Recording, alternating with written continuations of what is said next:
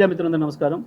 ఈరోజు Osmania university engineering కళాశాల ఆడిటోరియంలో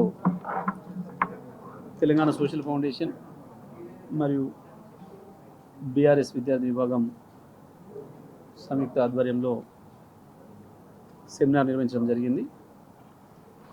తెలంగాణ రాష్ట్రం నిధులు నీళ్లు నియామకాలు అనే అంశాలపైన చర్చ చేయడం జరిగింది. తెలంగాణ రాష్ట్రం ఏర్పడిన తర్వాత ఏ రకంగా జరిగింది అభివృద్ధి, తెలంగాణ రాష్ట్రం ఏర్పడడానికి ముందున్న పరిస్థితులు ఏంది, రాష్ట్రం ఏర్పడిన తర్వాత అనుకున్న లక్ష్యాల్ని చేరుకోగలిగినమా లేదా, మళ్ళీ ఇవాళ ఉన్న పరిస్థితులు ఏంది, ఇప్పుడు తెలంగాణ ప్రజల ముందున్న ఛాలెంజెస్ ఏంది అనే విషయాలపైన చర్చ చేయడం జరిగింది. తెలంగాణ రాష్ట్ర ఏర్పాటు కొరకు అమరులు ఏదైతే కలగన్నారో, రాష్ట్రాన్ని ఆంధ్రప్రదేశ్లో కలుపుతున్న నాడు వ్యతిరేకించిన వాళ్ళు కావచ్చు, 69 ఉద్యమంలో అసూలు బాసిన వాళ్ళు కావచ్చు, మన భాగస్వాములైన వాళ్ళు కావచ్చు, ఆ తర్వాత అనేక పద్ధతులు అనేక పేర్లతో తెలంగాణ రాష్ట్ర ఏర్పాటు ఆకాంక్ష కొరకు పనిచేసిన వాళ్ళు కావచ్చు, 2001లో కేసీఆర్ నాయకత్వంలో ఏర్పడిన తెలంగాణ రాష్ట్ర సమితి నాయకత్వంలో పనిచేస్తూ తెలంగాణ రాష్ట్ర సాధనను సాధించి లక్ష్యాన్ని చేరుకున్న దాంట్లో భాగస్వాములైన వాళ్ళు కావచ్చు, ఆ ప్రయాణంలో అమరులైన వాళ్ళు కావచ్చు, వారందరి కళలను నిజం చేసే పద్ధతుల్లో గత 10 సంవత్సరాల కేసీఆర్ పరిపాలన అద్భుతమైన విజయాల్ని సాధించిందని, ఎవరు ఊహించని విధంగా అనేక రంగాల్లో భారతదేశానికి ఆదర్శంగా నిలబడే పద్ధతుల్లో కేసీఆర్ పరిపాలన సాగింది. తెలంగాణ రాష్ట్రం ఏర్పడడం వల్లనే బహుశా భారతదేశంలో ఏ రాష్ట్రంలో లేని విధంగా మన నియామకాల్లో మనమే 95% స్థానిక రిజర్వేషన్లు సాధించుకునే ఒక అద్భుతమైన విజయాన్ని కూడా తెచ్చుకున్నాం. కేసీఆర్ గారి విజన్తో తెలంగాణ ఏర్పడిన తర్వాత గతంలో మేమున్నప్పుడు ఇచ్చిన 1,62,000 ఉద్యోగాలు కావచ్చు, ఆ తర్వాత మేము నోటిఫికేషన్లు ఇచ్చి మేము పరీక్షలు నిర్వహించిన తర్వాత ఈ మధ్యకాలంలో నియామకం కాబడ్డ ఉద్యోగస్తులు కావచ్చు, దాదాపు 2,40,000 మంది ఉద్యోగస్తులు, మొత్తం దాదాపుగా 100కు 100% తెలంగాణ యువకులకి రావడం అనేది తెలంగాణ సాధించిన విజయం. అదేవిధంగా నిధుల విషయంలో తెలంగాణ తన నిధులను తనే వాడుకునే అవకాశం వచ్చింది కాబట్టి, సమైక్యాంధ్ర దోపిడీ నుంచి విముక్తి అయింది కాబట్టే ఇవాళ భారతదేశంలో ఎక్కడ లేని విధంగా అనేక సంక్షేమ పథకాలని కేసీఆర్ గారు ప్రవేశపెట్టడానికి అవకాశం లభించింది. అది 2,000 రూపాయల పెన్షన్ కావచ్చు, కేసీఆర్ కిట్ కావచ్చు, రైతు బంధు కావచ్చు, రైతు బీమా కావచ్చు, రుణమాఫీ కావచ్చు, ప్రపంచంలో ఎక్కడ ఎవరు చేయని పద్ధతుల్లో అనేక సంక్షేమ కార్యక్రమాలని అభివృద్ధి కార్యక్రమాలని తీసుకొచ్చిన ఘనత కూడా తెలంగాణ ప్రభుత్వానికి దక్కింది కేసీఆర్ నాయకత్వంలో.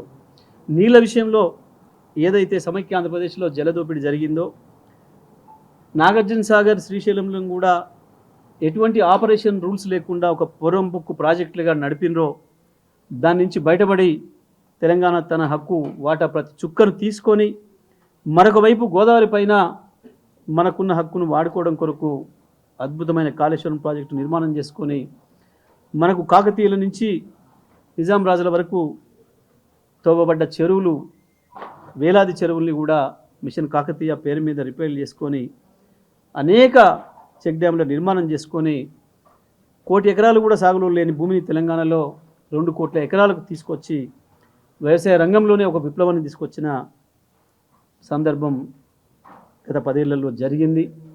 ఇదంతా కూడా తెలంగాణ రాష్ట్రం ఆనాడు ఉద్యమ సందర్భంలో ఏదైతే నీళ్లు నిధులు నియామకాలు అని ట్యాగ్లైన్తో కొట్లాడిందో, తెలంగాణ కేవలం సెంటిమెంట్ కాదు, తెలంగాణ వాస్తవం, తెలంగాణ దోపిడీకి గురైతున్న ప్రాంతం, ద్రోహానికి గురైతున్న ప్రాంతం, ఈ ప్రాంత నాయకులకు సోయి లేకపోవడం వల్లనే ఈ నష్టం జరుగుతుంది.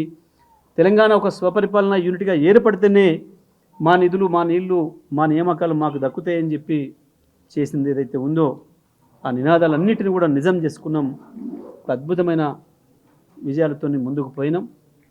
కానీ దురదృష్టవశాత్తు ఇవాళ మళ్ళీ ఆనాడు తెలంగాణ రాష్ట్రం ఏర్పడిన తర్వాత కేసీఆర్ గారు ఇక టీఆర్ఎస్ వద్దు, తెలంగాణ తెచ్చుకున్నాం, మన లక్ష్యం నెరవేరింది, ఇక మనం రిటైర్ అయిపోదాం అనుకున్న సందర్భంలో తెలంగాణ ప్రజలు, తెలంగాణలోని అనేక సంఘాలు, ఉద్యోగ సంఘాలతో సహా అనేక సంఘాలు వచ్చి కేసీఆర్ విజ్ఞప్తి చేసి తెచ్చిన తెలంగాణను మీరు మళ్ళీ వదలకండి, ఈనగాసి నక్కలపాలు చేయొద్దు, మళ్ళీ ఈ దొంగలకు పాత వాళ్ళకి చేతికి కనుక పోతే ఈ రాష్ట్రాన్ని మళ్ళీ నాశనం చేస్తారు, అమ్ముకుంటారు వీళ్ళు ఆంధ్రోళ్ళకి అని చెప్పి ఏదైతే ప్రజలు భయపడినరో ఈ సంవత్సరాల కాలంలోనే అది నిజమని చెప్పి నిరూపితమవుతుంది. అవ్వాల తెలంగాణకు వ్యతిరేకంగా కొట్లాడిన వాళ్ళు తెలంగాణ ద్రోహుల చేతిలోకి ఇవాళ మళ్ళీ తెలంగాణ రాష్ట్రం పోయింది పరిపాలన. తెలంగాణ ఆత్మ లేని వాళ్ళు, తెలంగాణ ఉద్యమానికి వ్యతిరేకంగా పనిచేసిన వాళ్ళ చేతికి పోవడం అనేది ఇవాళ మళ్ళీ ఆ దుష్ఫలితాలని చూస్తున్నారు తెలంగాణ ప్రజలు. ప్రత్యేకించి నీళ్ళ విషయంలో జరుగుతున్న అన్యాయాన్ని ఎదుర్కోవడంలో ఈ ప్రభుత్వం విఫలమవుతుంది. కనీసం ఆ వైపు సోయి లేదు. కృష్ణ పైన ఏం జరుగుతుంది, కృష్ణ నీళ్ళని ఏ రకంగా సమైక్య ఆంధ్రప్రదేశ్ మళ్ళీ ఆంధ్రప్రదేశ్ దోసుకపోతుంది, చంద్రబాబు నాయుడు ఏ రకమైన పద్ధతుల్లో దౌర్జన్యపూరితంగా తెలంగాణ వాటర్ నీళ్లను కూడా దోసుకపోతున్నాడో ప్రశ్నించే దమ్ము కూడా లేకుండా ఇవాళ తెలంగాణ ప్రభుత్వం చచ్చుబడిపోయింది.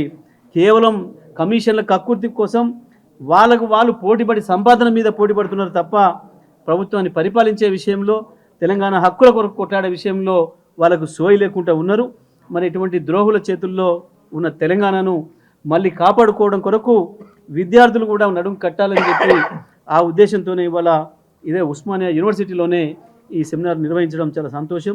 ఇక్కడ ఈ విద్యార్థి ఉద్యమ నాయకులు, తెలంగాణ సోషల్ ఫౌండేషన్ కలిసి ఒక మంచి కార్యక్రమాన్ని ఏర్పాటు చేయడం సంతోషం. మళ్ళీ ఇక్కడి నుంచే ప్రారంభం కావాలి. తెలంగాణ హక్కుల్ని రక్షించుకోవడం కొరకు ఈ ప్రభుత్వం పైన పెద్ద ఎత్తున ఒత్తిడి తేవాలి, మరో ఉద్యమాన్ని ముందుకు తీసుకురావాలని చెప్పి భావించి విద్యార్థులు ముందుకు వచ్చినారు. తప్పకుండా ఈ దొంగల నుంచి తెలంగాణను కాపాడుకోవాల్సిన అవసరం తెలంగాణ ప్రజలపైన ఉంది, తెలంగాణ విద్యార్థులపైన కూడా ఉంది. తెలంగాణ ద్రోహులు ఎవరైతే ఉన్నారో ఇవాళ తెలంగాణ ఆత్మ లేని వాళ్ళు, తెలంగాణ సోయి లేని వాళ్ళు కేసీఆర్ పైన విషం కక్కుతూ తెలంగాణ హక్కులను ఇతరులకు దారదత్తం చేస్తున్నారు. మరి దీని విషయంలో ప్రజలందరూ కూడా చైతన్యం కావాలి, ముందుకు రావాలి. తప్పకుండా హక్కులను కాపాడుకోవడానికి, ప్రత్యేకించి నీళ్ళ విషయంలో ఆంధ్రప్రదేశ్ చేస్తున్న జలదోపిడిని అడ్డుకోవడానికి కూడా ప్రయత్నం చేయాలని చెప్పి ఈ సందర్భంగా ఇక్కడ చర్చ చేయడం జరిగింది. మాస్టర్ మైండ్స్ కామర్స్ చదవాలనుకునే 10th ఇంటర్ విద్యార్థుల తొలి ఎంపిక